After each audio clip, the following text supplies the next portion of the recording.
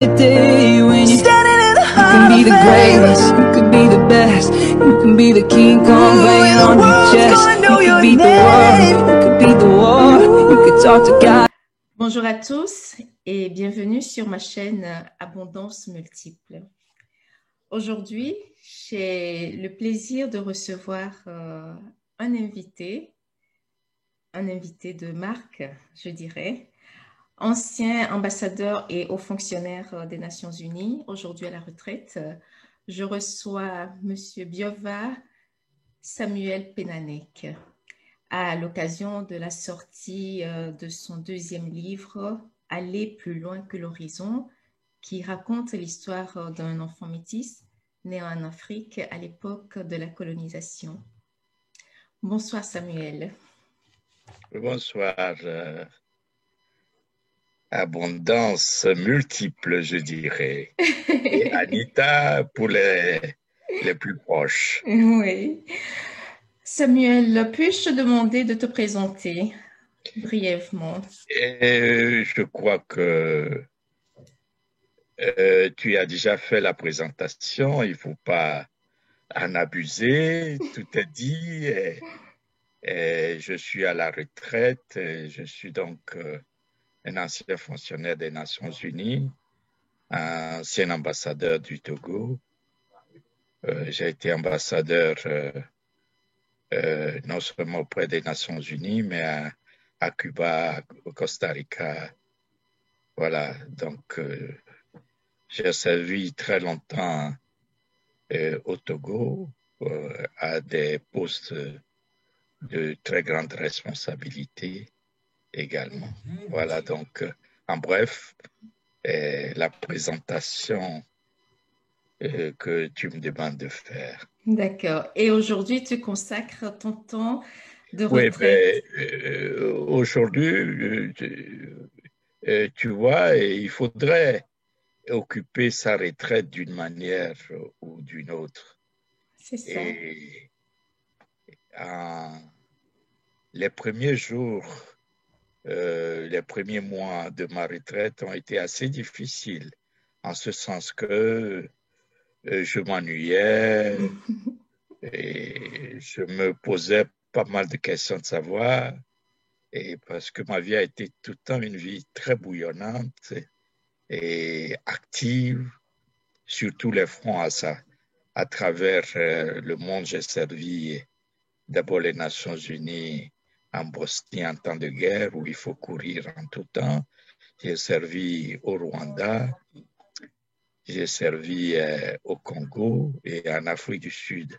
Donc voilà, donc brusquement, je me suis retrouvé à la retraite et alors je me suis graduellement converti donc dans l'écriture. C'est ça, ce qui fait l'objet de notre conversation aujourd'hui Tout sur à fait, Abondance tout à fait, Multiple. tout à fait. Est-ce que tu peux Mais nous parler? Oui, je te ouais, demanderai de...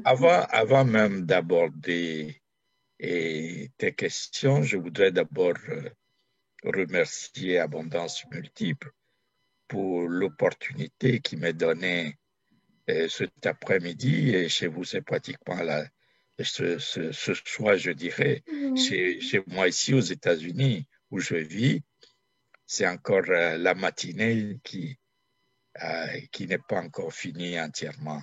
Voilà, donc je remercie très vivement et j'encourage très vivement Abondance Multiple. Merci. De l'opportunité que nous avons de parler à la fois de mon ouvrage et à la fois du bon travail que vous faites pour tout le monde. Merci, merci. Voilà, alors du coup, si tu me le permets,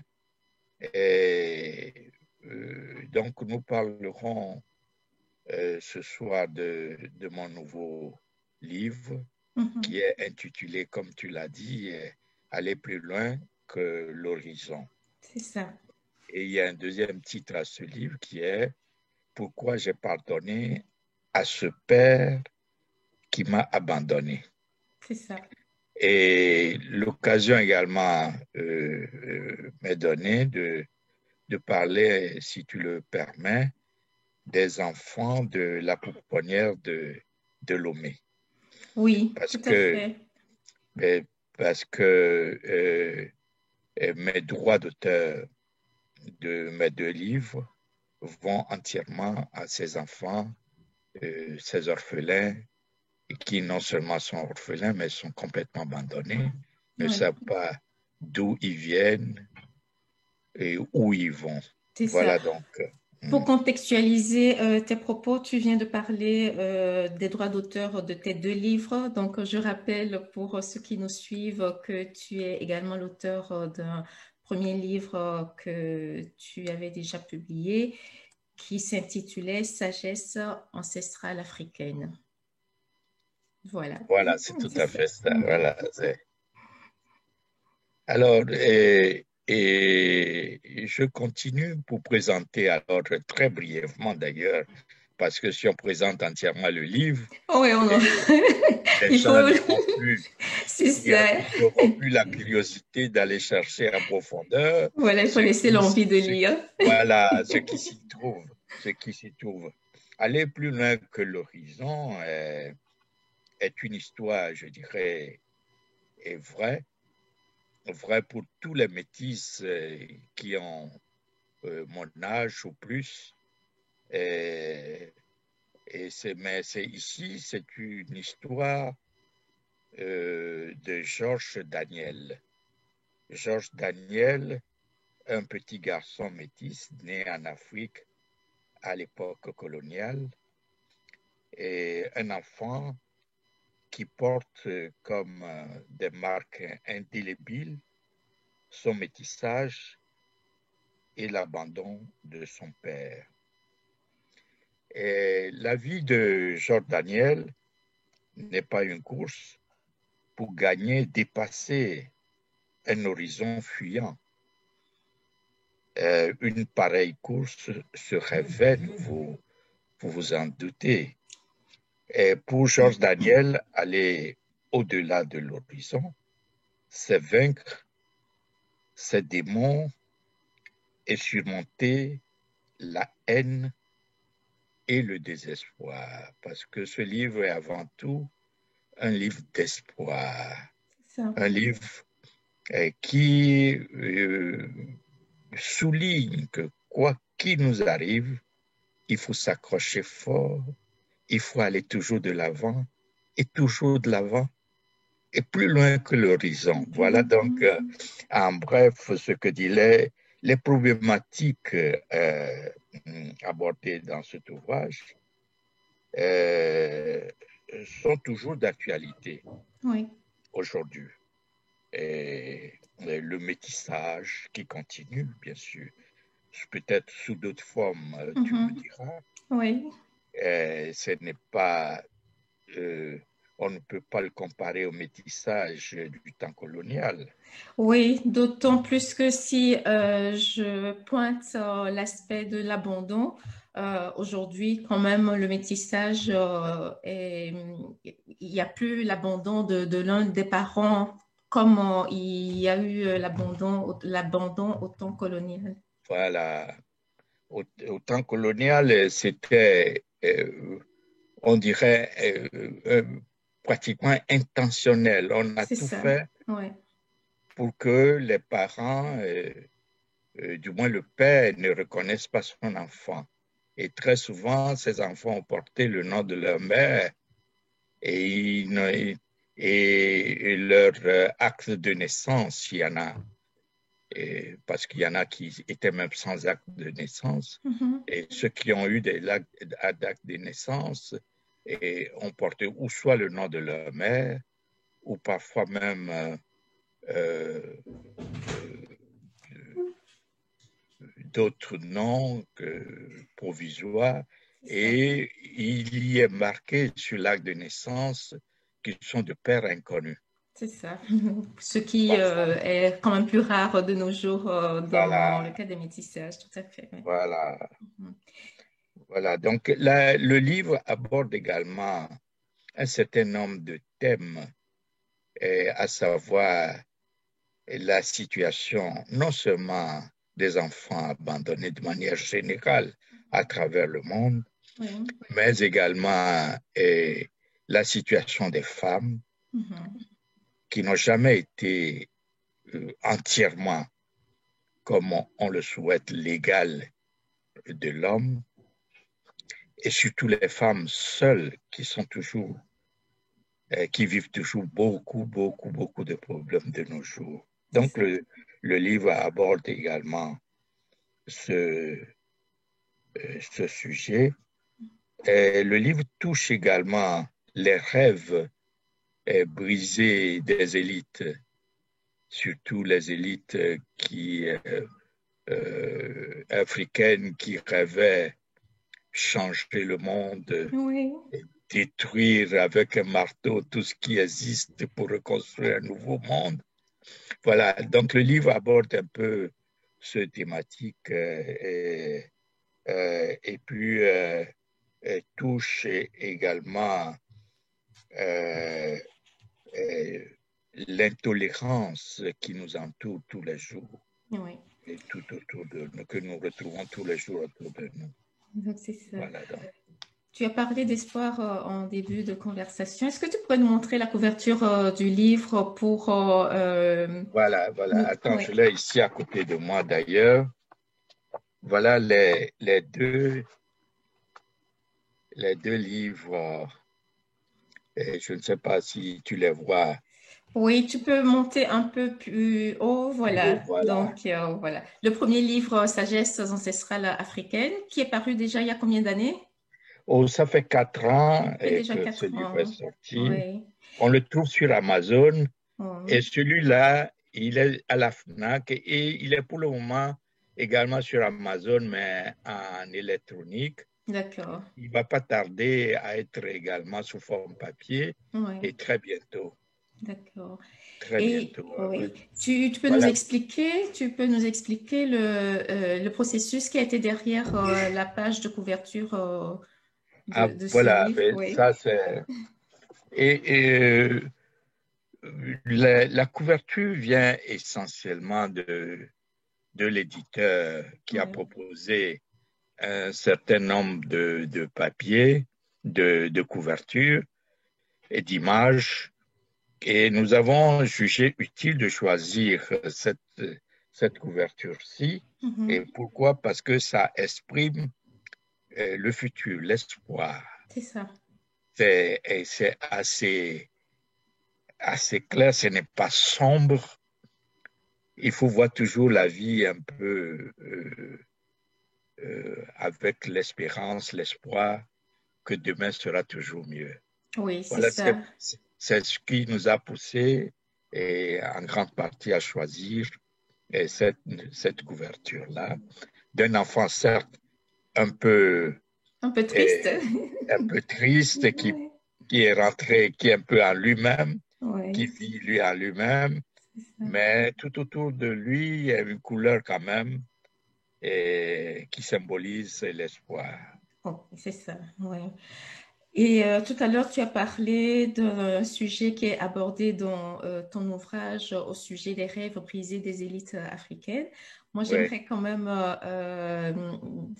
préciser de ce point de vue, sur cet aspect-là, que malgré ces espoirs qui sont brisés, je pense quand même que la jeunesse africaine aujourd'hui est en marche, se prend en charge et prend conscience que ben voilà, il faut se lever pour réaliser nos rêves, pour faire avancer nos pays et participer au développement du continent. Donc, c'est quand même pas tout à fait des rêves brisés. Peut-être pour les personnes de cette époque-là qui n'ont pas pu réaliser leurs rêves, mais bon, moi, j'ai espoir quand même que les enfants, la nouvelle génération, va participer à la réalisation de ces rêves. Ouais, tu as raison. Heureusement pour nous encore que cette jeunesse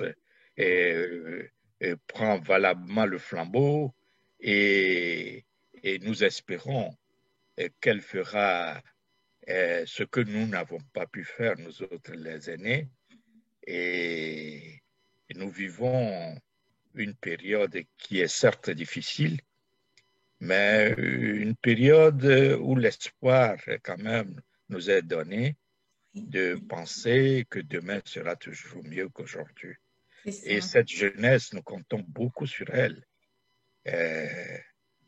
pour changer les choses, pour changer les mentalités et construire surtout nos pays africains qui cherchent toujours leur chemin. C'est ça. Et à ce titre, j'espère, j'ose croire que ben voilà, notre conversation ici va servir d'inspiration, de modèle à des plus jeunes, en se disant, ben voilà, un aîné qui est à la retraite, mais qui ne dort pas sur ses lauriers, qui continue à être actif et profite de la retraite pour écrire. Est-ce que c'est seulement la retraite qui t'a donné cette occasion, cette envie Non, d'écriture? Comment est né ce projet? non, c'est pas que cette retraite. Je dirais que chacun a une raison profonde qui le pousse à écrire. L'écriture est un partage Mhm. avec les autres. C'est surtout une soupape de sécurité, je dirais. Et c'est aussi une grande richesse que de pouvoir écrire pour la postérité, Exactement, de oui. graver chaque jour sur l'ivoire, je dirais, le papier est blanc comme l'ivoire, de graver sur l'ivoire et nos pensées qui resteront pour des générations futures.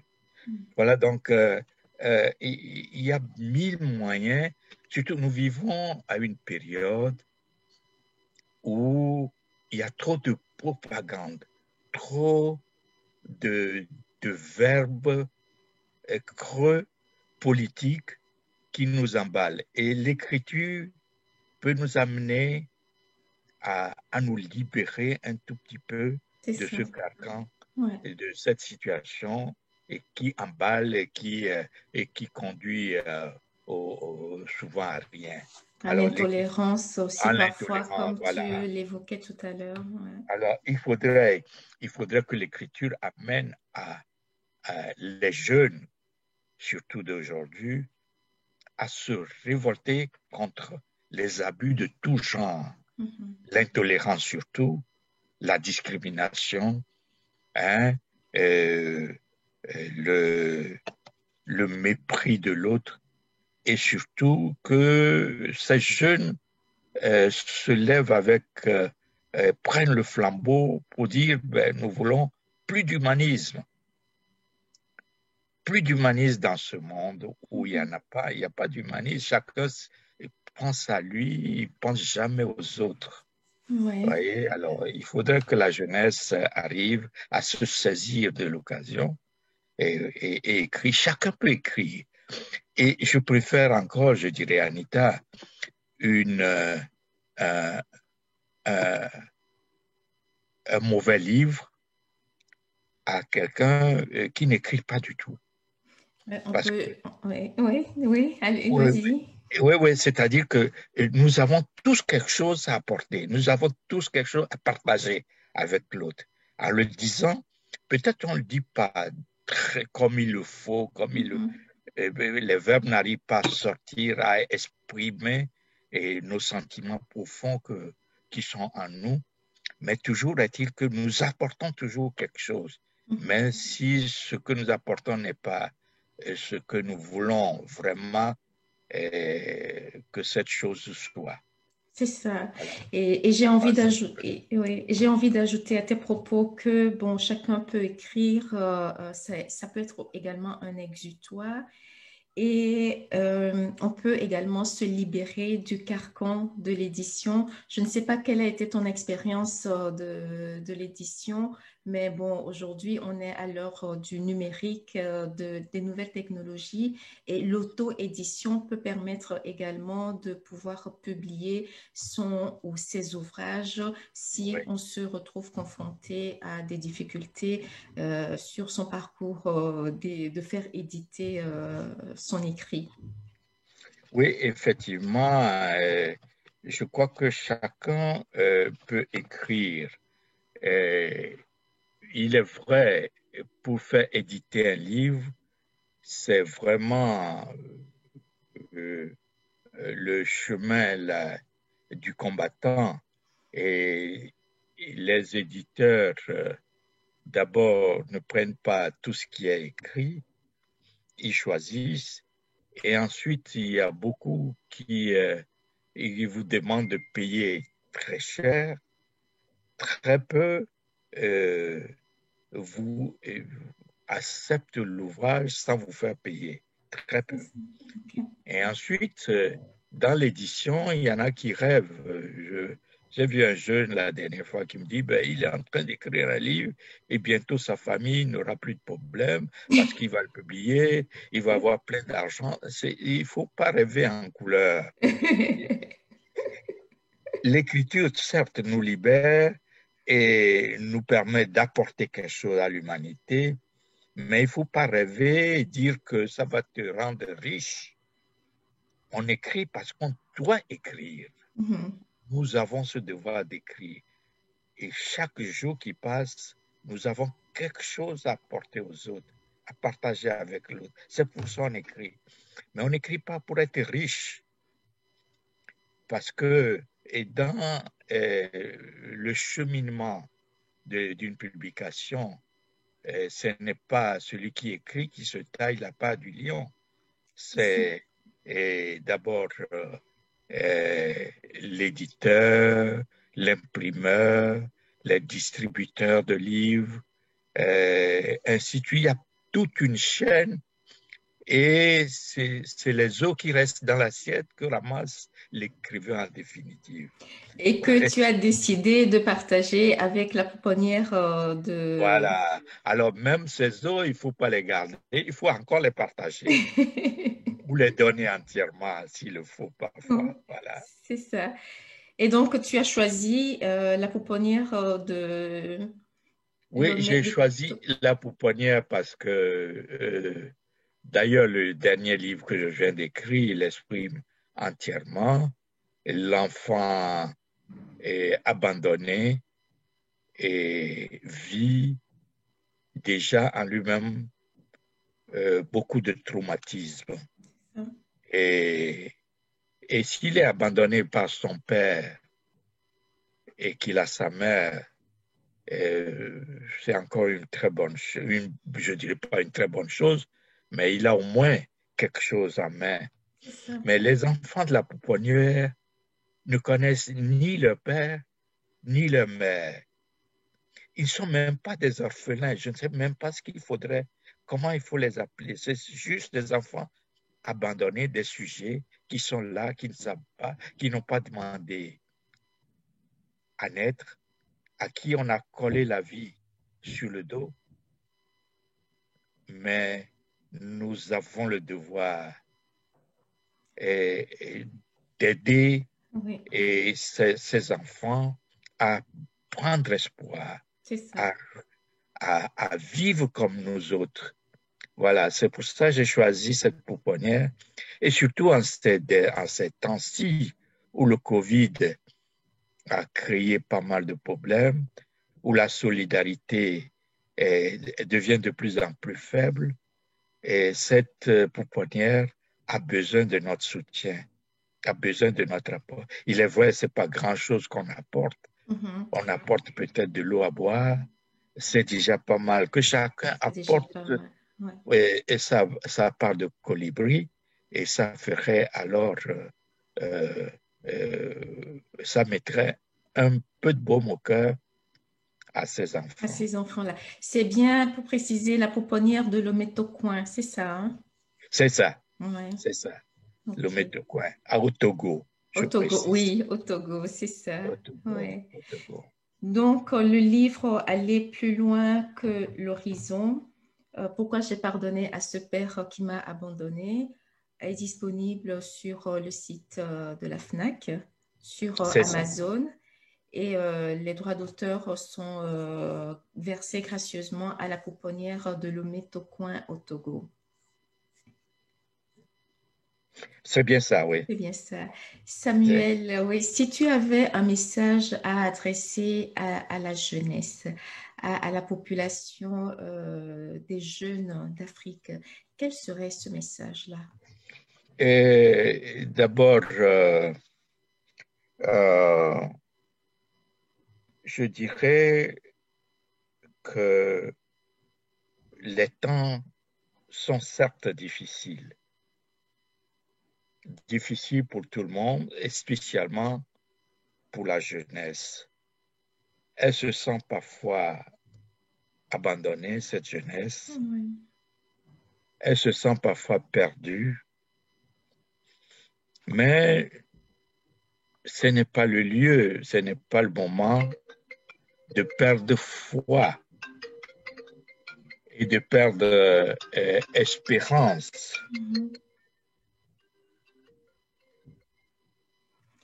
De perdre espérance parce que nous, quoi qu'il arrive, nous devons nous battre. C'est ça. Nous devons construire le futur. Et si la jeunesse se décourage, alors là, c'est la fin. Oui. Oui. La fin du tout. Alors, le seul espoir que nous autres anciens avons, Oui. c'est la jeunesse. Oui, qui doit prendre la relève. Qui doit prendre la relève, prendre, je dirais, le flambeau de l'espérance pour un monde plus juste, plus éclairé, je dirais. Ouais. Plus juste et plus éclairé en ce sens qu'il y a pas mal de propagande, pas mal de politique et pas mal de fausses informations qui tournent autour de nous.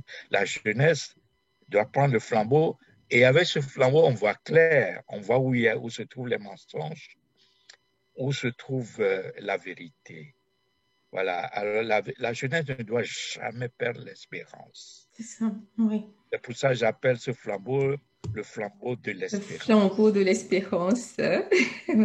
On va conclure sur ces paroles. Donc, quoi qu'il arrive, il faut toujours garder espoir. L'espérance qui est aussi un message clé de ton livre. Tout à fait. Voilà, de cet enfant-là qui pardonne à son père pour se libérer lui-même déjà. C'est un cadeau qu'il se fait, hein, parce qu'après tout, porter des fardeaux tout au long de sa vie ne permet pas d'avancer. Et donc, gardons espoir et poursuivons toujours nos rêves. C'est tout à fait, parce que les rancœurs ne font du mal qu'à celui qui les porte. Exactement. Voilà, donc oublions, pardonnons, aimons, et restons fraternels, restons solidaires. Voilà donc le message encore qui rejoint un peu les messages de fin d'année et les vœux de fin d'année que nous formulons habituellement. Merci Samuel. Et merci à toi aussi et de l'opportunité que j'ai de parler de mon ouvrage. À bientôt. Et à très bientôt. Merci. Oui.